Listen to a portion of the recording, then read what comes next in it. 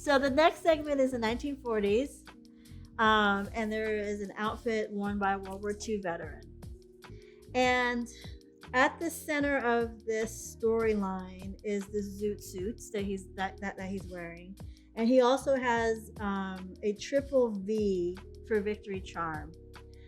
And the reason why I wanted to create this was because I wanted to talk about the double V for victory, also a huge part of the Pittsburgh Courier, was a huge part of that, a huge part of American history. Doesn't get talked about enough. But the idea of the victory over fascism in Europe, victory over racism in America. And the third V I'm adding because of LGBTQIA plus rights. And I included that because I was reading about what's called the blue discharge.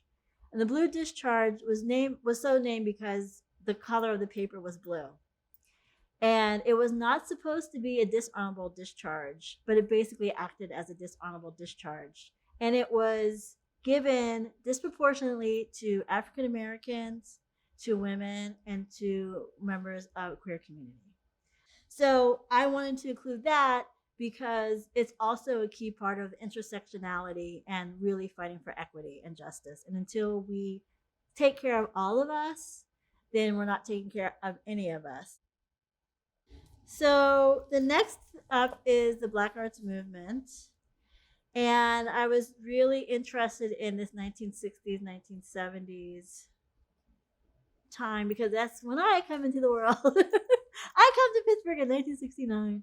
And so when I was looking at this, thinking about the 1970s, I started thinking about Mr. Rogers' Neighborhood, the TV show, and Elsie Neal, who was the craft and art person on the Mr. Rogers show. So anytime they were making something, learning a craft, learning art, Elsie Neal would be on there painting or doing ceramics or something. And I am trying to imagine how much that must have impacted me. Just thinking about it now, like I get excited about imagining, like seeing that as a little kid, like looking at a TV show and seeing a Black woman with a little top knot on her head like I used to wear as a kid going, oh wow, art, making stuff. Yeah. It's one thing to have it all around. It's nothing to see it on television. And so I wanted to recognize and acknowledge the important role that Black Pittsburgh played in an important time, civil rights movement, and of American history. So this is a nod to that time. After the Black Arts Movement, we moved to hip hop.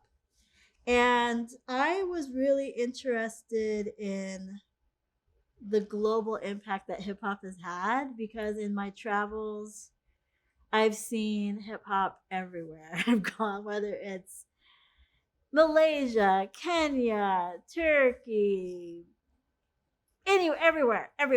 It is the biggest global phenomenon. The look is actually